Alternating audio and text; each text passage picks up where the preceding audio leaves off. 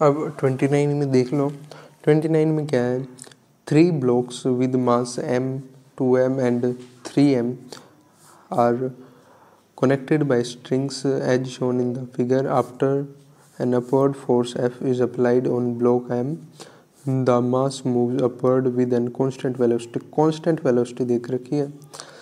The net force act on the block m q में देखो भाई ऐसा है कि कांस्टेंट दिख रहा है ना, को फोकस नहीं है क्या, अब ठीक है. कांस्टेंट वेलोसिटी का मतलब होता है वो चेंज ही नहीं हो रही, सीधी सी बात है. कांस्टेंट अगर चेंज नहीं हो रही, चेंज कौन करता है, एक्सेलरेशन. वेलोसिटी को चेंज करने को ही तो मतलब वो कहते हैं ना एक्सेलरेशन. एक्सेलरेशन इसका क्या मतलब, वो एक्सेलरेशन नहीं होगी तभी तो ये वो चेंज नहीं हो रही, इसका मतलब क्या हुआ, एक्सेलरेशन 0. और F is equal to m में हमने पढ़ा है, m तो वैसे ही कांस्टेंट होता है, एक्सेलरेशन 0 है, F क्या आ गई 0, सीधी सी बात आ गई.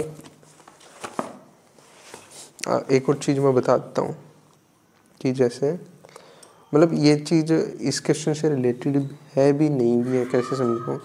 अगर मान लो ये याद कर लेना, ये जैसे 2 ब्लॉक है, m है, अगर ये इस साइड या फिर इस साइड अगर कांस्टेंट वेलोसिटी से जा रहे हैं ना,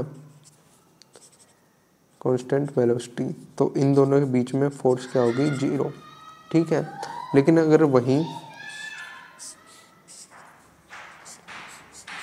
दिख रहा है ना यहाँ पे, अगर यहाँ पे या फिर यहाँ पे एक्सेलरेशन लग रहा होता है, एक्सेलरेशन कांस्टेंट, तब यहाँ पे फोर्स 0 नहीं हो सकता, फोर्स कुछ ना कुछ तो लगेगी.